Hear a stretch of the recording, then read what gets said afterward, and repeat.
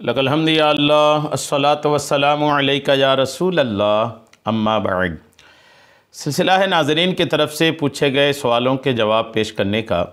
हमारे नाज़रीन में से एक ने हमारे किसी वीडियो के कमेंट्स में सवाल किया है कि हमने किसी को कुरान पाक बख्शवाने के लिए दिया या कोई सूरह मुल्क या सूरह यासीन शरीफ या कुरान पाक की कोई सूरह ईसाल सवाब करने के लिए दिया, और मैंने या तो पूरा कुरान पाक नहीं पढ़ा है या वो सूरा पूरा नहीं पढ़ा है, पूरा पढ़ने से पहले ही बख्शवाने के लिए दे दिया।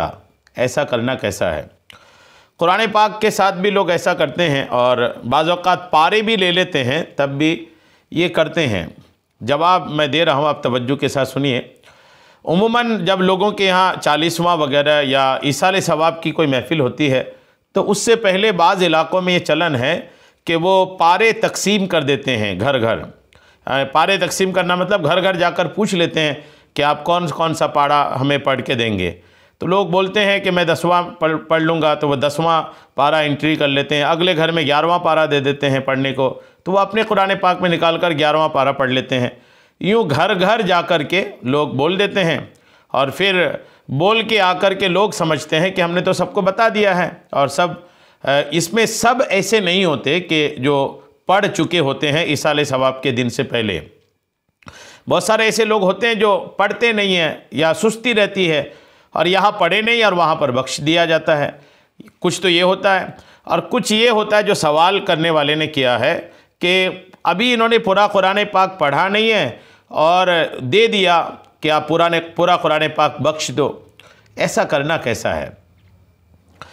याद रखिएगा कि अगर कुरान पढ़कर किसी को ईसाल सवाब करना हो तो जितना भी पढ़ा हो वो ईसाल सवाब किया जा सकता है, खा एक सूरत ही क्यों ना हो। यानी आपको पूरा कुरान पाक बख्शवाना ही ज़रूरी नहीं है। अगर आपने 25 पारा पढ़े हैं तो यही लिखवा दें कि 25 पारे पढ़े हैं, 20 पारा पढ़े हैं तो 20 ही लिखवा दें। अलगरज जितना आपने पढ़ा है उतना ही लिखवा दीजिए। जो आपने पढ़ा नहीं वो मत लिखवाइए।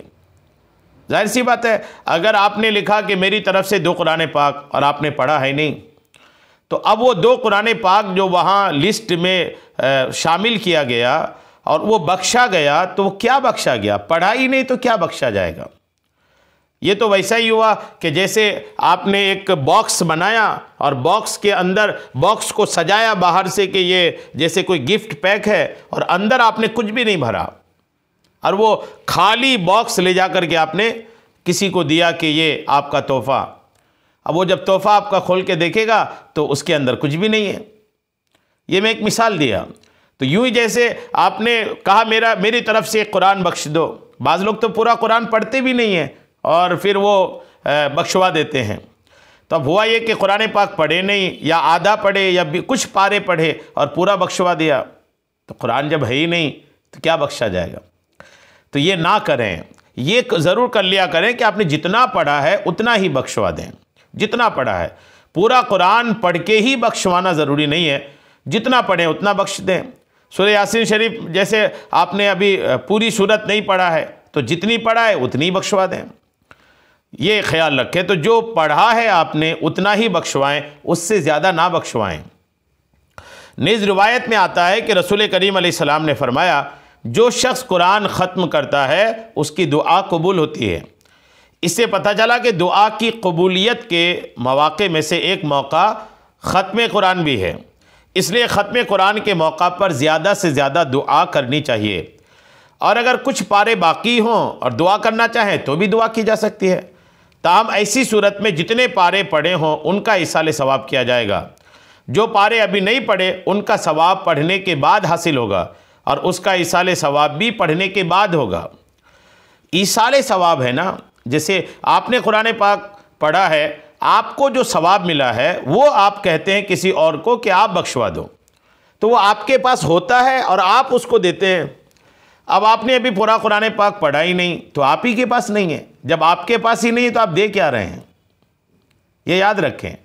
जब आपके पास ही नहीं है तो आप क्या दे रहे हैं? पूरा कुरान पाक आपने पढ़ा नहीं है, 25 पारा पढ़ा है मिसाल के तौर पर, तो आपने 25 पढ़ के 30 पारा कैसे देंगे? आपने वो बाकी 5 पारा तो आपने ही नहीं पढ़ा है। उसका सवाब तो अभी आपके पास नहीं है। जब आपके पास नहीं है तो आप बख्शवाने कैसे देंगे, और जिसको देंगे वो क्या बख्शवाएगा। हवा हवा में थोड़ी काम होता है। इसलिए ये सब चीज़ों से परहेज़ करें। जितना आपने पढ़ चुका है उतना ही बख्शवाएं, जो नहीं पढ़ा है उसको ना बख्शवाएं। उम्मीद है मेरी बात आपको समझ में आ गई होगी। अल्लाह करीम हम सबको कुरान पाक और दीगर शरीयत के तमाम मसाइल पर अमल की तौफ़ीक़ अता फ़रमाए। आमीन बेजाहिन नबील अमीन सल्लल्लाहु तआला अलैहि वसल्लम।